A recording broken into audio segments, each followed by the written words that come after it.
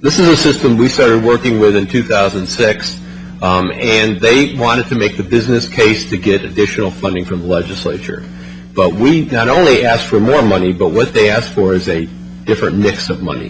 They wanted some recurring capital dollars as well as one-time capital. The people in the legislature said, well, look, we'll give you one-time capital to go fix this big backlog you have. But the campuses, we were able to show them, you need to have both. You need to have some recurring dollars, because if you invest year after year after year in that stewardship, as James was showing you in that chart earlier, we found that $1 in annual investment is worth $3 to $4 in long-term investment.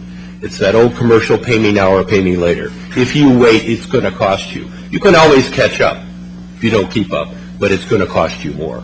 This system was able to make the case for both, and you can see how well they've done in terms of getting a 200% increase in capital funding. Take a look at how that capital funding helped them deal with the gap in target. One of the things that Linda pointed out is that we actually set targets for each campus about what that investment level should be in, as well as the system. And they were able, and you can see from 2004 to 2007, things were getting quite a bit worse. Their gap in funding went from about 25 to 32 million. They were able to narrow that gap through this additional funding and spend it wisely on both envelope, mechanical, and space needs. So they had a good balance. That's one of the questions the legislature asked them. Take a look at this chart here, this pie graph. In 2007, 46% of all funding in this system went to space. That was good. I mean, classroom space, etc. But the legislature was troubled by that, because they said, are you taking care of the infrastructure? Are you taking care of the envelope and the mechanical systems?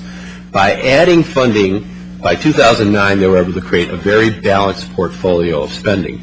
But if you look at that line on space, I don't know if you can see it in the back, they spent $15.6 million on space in 2007. They spent $20 million on space in 2009. They continued to spend more money on space, but they tripled the amount of money they spent on envelope in building systems and infrastructure, and fixed almost all the code problems in on the campuses through this additional money. So they didn't ignore space, but they brought it into balance. And when we showed this to the legislature in 2009, they're now looking to give this system an additional set of funds, because they said, you've documented that you spent this money wisely.